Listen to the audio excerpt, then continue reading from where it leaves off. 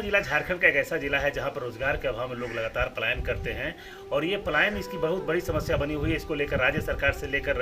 जो जिला प्रशासन है वो भी इस मामले को लेकर गंभीर है, लेकिन इसका स्थायी समाधान नहीं हो पाया है। इस मामले को गंभीरता से लेते हुए एक बार पहल की जा रही है और गुमला में कृषि को एक बेहतर विकल्प के रूप में तैयार किया जा रहा है। आपको जानकर आश्चर्य होगा कि गुमला की पूरी आबादी पूरी तरह से कृषि पर आधारित है, लेकिन केवल बारिश के मौसम में ही लोग यहाँ धान की खेती कर पाते हैं। उसके बाद का जो समय होता है, चूंकि सिंचाई की सुविधा नहीं होने के कारण लोग खेती नहीं कर पाते हैं, लेकिन खेत की जो पर्याप्त जो व्यवस्था है वो यहाँ पर है। खेत उपजाऊ भी है, वहाँ पर वो किसानों के पास क्षमता भी है, किसान मेहनती भी हैं, खेती करके अपने लिए रोजगार का बेहतर विकल्प तैयार कर सकते हैं, अपने लिए आर्थिक स्थिति मजबूत कर सकते हैं। इस मामले को लेकर एक बार फिर से ये चर्चा का विषय बना है और स्थानीय ग्रामीण इलाकों में रहने वाले वैसे किसान जो समृद्ध किसान है, उनका स्पष्ट कहना है कि आज भी अगर ग्रामीण इलाकों में सिंचाई की सुविधा उपलब्ध करा दी जाए तो निश्चित रूप से किसानों की तस्वीर बदल सकती है, उनकी तकदीर बदल सकती है, किसानों को पलायन नहीं करना पड़ेगा। देखिए, हम लोग जानते हैं कि गुमला जिले में अधिकांश किसान निवास करते हैं और उनका खेती है एकमात्र आजीविका का साधन है। तो इसमें खरीफ में खेती होती है, यहाँ धान की खेती होती है, कुछ दलहन की भी खेती होती है, लेकिन आमदनी के लिए, नगद आमदनी के लिए हम लोग सब्जी खेती को बढ़ावा दे रहे हैं। और सब्जी खेती को बढ़ावा देने के लिए जो सबसे इम्पोर्टेंट चीज़ है वो है सिंचाई की सुविधा प्रदान करना। प्रधानमंत्री कृषि सिंचाई योजना के अंतर्गत हम लोगों ने गत वित्तीय वर्ष में लगभग 450 एकड़ में ड्रिप सिस्टम का अधिष्ठापन कराया है, जिससे न केवल जल की बचत होती है बल्कि किसानों को अपने लागत में भी कमी होती है और किसान जो सिंचाई युक्त उनकी भूमि है उसमें ज़्यादा, उससे डबल क्षेत्र में सब्जी का उत्पादन कर रहे हैं। गुमला एक ऐसा क्षेत्र है जहाँ पर बहुत ऐसे जगह मिलेंगे जहाँ के पहाड़ी क्षेत्र में अगर तटबंध का निर्माण कराया जाए और खेती के लिए प्रोत्साहन दिया जाए तो निश्चित तौर पर किसानों के यहाँ बहुत लाभ मिलेगा और पलायनवादी विचारधारा से लोग वंचित हो जाएंगे। यानी खेती के लिए अपार संभावना है? नहीं, खेती की अपार संभावना नहीं, खेती ही यहाँ का मुख्य जीवन है और खेती के जो उनके उत्पादन होते हैं उनको मार्केट मिल जाए और उनको सिंचाई की सुविधा मिल जाए तो निश्चित तौर पर मैं कह सकता हूँ कि यहाँ पर अन्य रोजगार के लिए जो रोना होता है वो रोना यहाँ समाप्त हो जाएगा।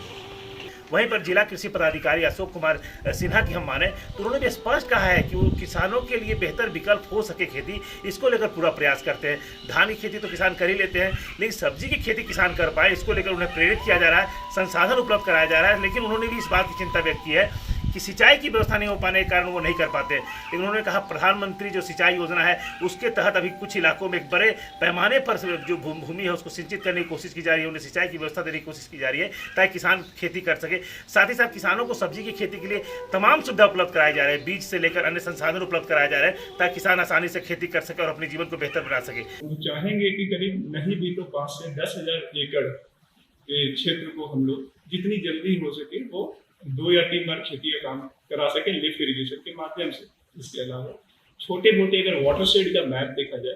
तो छोटे छोटे जो बहुत पुराने कभी रिवुलेट्स या ऐसे कोई धाराएं जो चल रही थी उस जगह पर बोरा बांध बनाने का काम भी किया जाएगा और वहाँ पानी अगर रुकेगा तो फिर वहाँ से हम लोग भी पानी का इस्तेमाल करते हैं। उस पूरी जगह का जो अंडरग्राउंड लेवल है वो थोड़ा ऊंचा होगा। तो ये कुछ पहले है जो मैं चाहूँगा कि न सिर्फ जिला प्रशासन की ओर से लोग अपनी खुशी से भी इसमें जुड़े और